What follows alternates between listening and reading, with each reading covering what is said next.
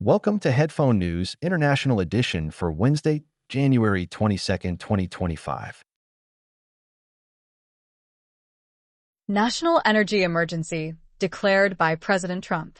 On January 20th, 2025, President Donald Trump declared a national energy emergency to address soaring energy prices that are straining household budgets, especially for those with low or fixed incomes. This unprecedented move highlights the urgent need for better energy supply and infrastructure in the United States. The executive order focuses on ensuring energy safety, managing foreign relations, and advancing technology. It directs government leaders to use emergency powers to manage domestic energy resources effectively. Additionally, the U.S. Environmental Protection Agency may allow the year-round sale of E15 gasoline, a blend of 15% ethanol and 85% gasoline, to help meet fuel shortages. While this emergency declaration aims to provide immediate relief for consumers, it raises important questions about long-term energy policy and environmental impacts. Energy companies may benefit from increased production, but they will face scrutiny over their practices. This situation could reshape how energy resources are managed in the future. Taliban's call for girls' education in Afghanistan. Shir Mohammad Abbas Staniksai, the acting deputy foreign minister of the Taliban, has made a powerful plea for the reopening of schools for girls in Afghanistan. This marks a significant shift, as it openly criticizes the Taliban's restrictive policies that have isolated the group internationally. Staniksai stressed that not allowing girls and women to be educated goes against Islamic law. He highlighted the urgent need for education, reflecting the plight of 20 million girls in a country of 40 million people. Historically, education was accessible to both genders during the time of the Prophet Muhammad, a point he emphasized. The Taliban has faced backlash for closing high schools for girls in 2022, breaking earlier promises. While they claim to respect women's rights according to their interpretation of Islamic law, many international observers, including Islamic scholars and Western diplomats, have condemned these policies. They argue that the Taliban's formal recognition is unlikely until there is a real change in their approach to women's education. The situation remains tense as the Taliban navigates internal disagreements and external pressures regarding women's rights. Yoon Suk-yeol's impeachment trial. South Korean President Yoon Suk-yeol is currently embroiled in a dramatic impeachment trial at the Constitutional Court in Seoul. This trial stems from serious accusations that he attempted to impose martial law in December 2022, raising urgent concerns about democracy in the country. Yoon, aged 64, has firmly denied claims that he ordered military personnel to forcibly remove lawmakers from the National Assembly, stressing his commitment to free democracy. The impeachment process began on December 3, 2022, when special forces were deployed, leading to widespread outrage. A vote on December 14 resulted in a large majority from the Democratic Party and some members of Yoon's own People Power Party supporting his impeachment. Yoon's legal team argues that the martial law declaration was merely a precaution against perceived abuses by the opposition.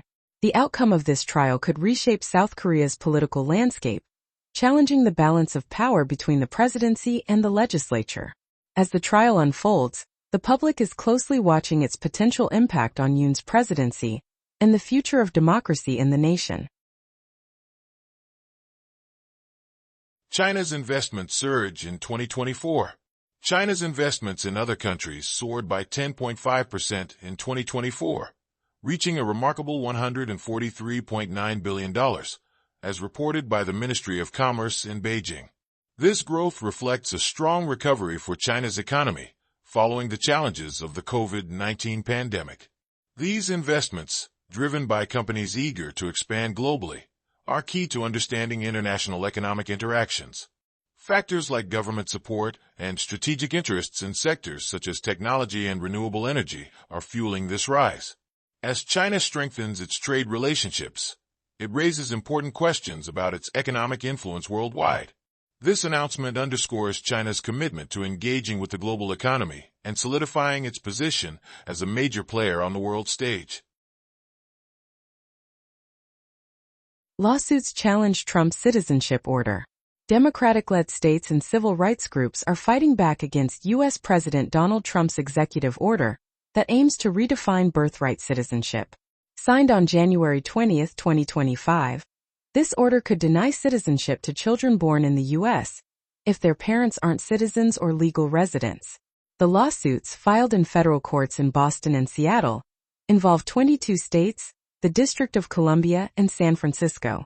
The American Civil Liberties Union and various immigrant organizations have joined the challenge, along with an expectant mother known as Doe, who holds temporary protected status.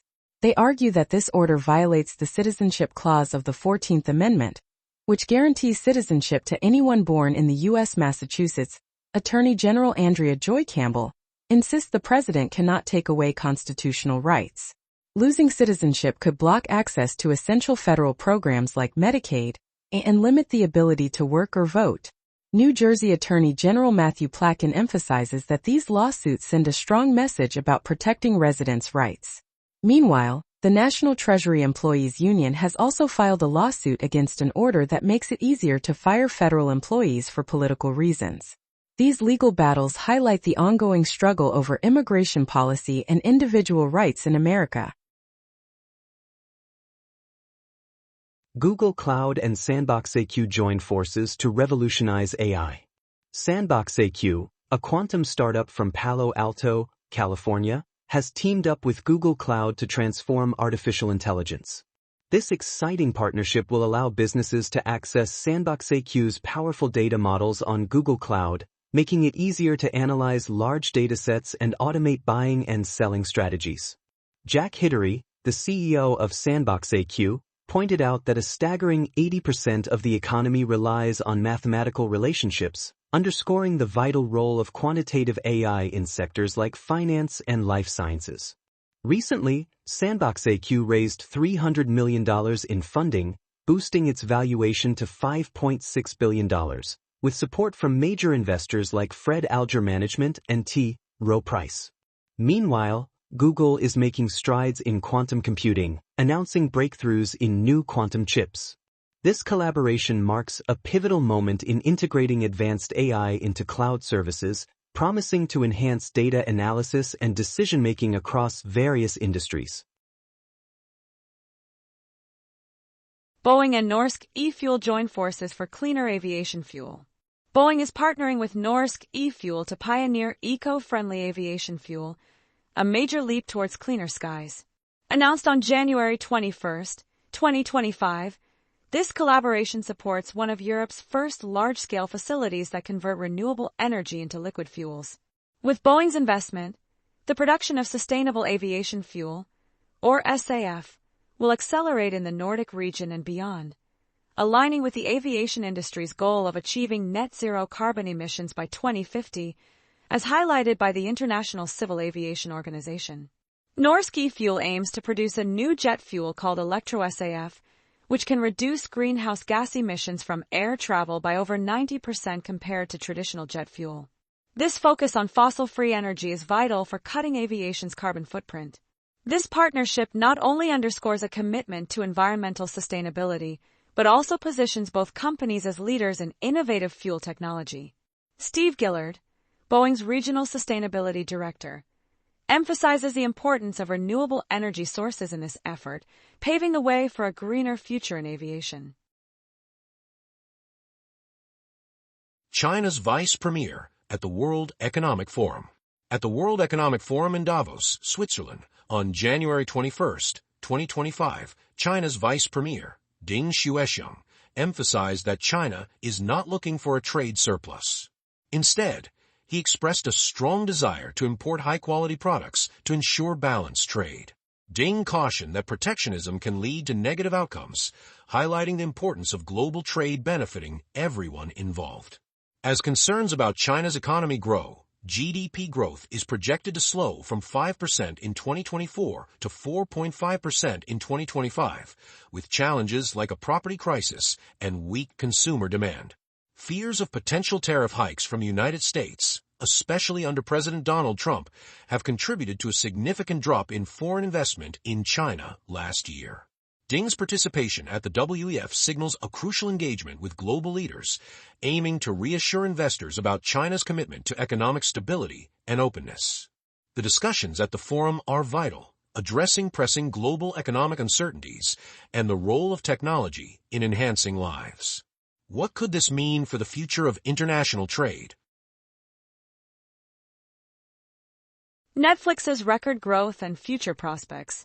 Netflix is riding a wave of success, adding nearly 19 million new subscribers during the holiday quarter, much higher than experts expected. This surge is driven by the return of live sports and the highly anticipated second season of Squid Game. The company plans to raise prices in several countries, including the US, Canada, Portugal, and Argentina, with a basic service now costing $7.99 a month. Investors are excited, pushing Netflix's stock up about 13% after hours, boosting its market value by nearly $50 billion. The fourth quarter lineup exceeded expectations, highlighted by the most streamed boxing match between Jake Paul and Mike Tyson.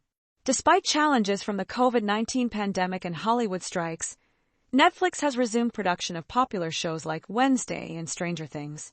Looking ahead, Netflix projects revenue between $43.5 billion and $44.5 billion for 2025, reflecting strong business fundamentals. The company is also focusing on advertising income, expected to reach $2 billion this year, thanks to more sign-ups for its ad-supported service. Tragic capsizing of migrant boat off Yemen.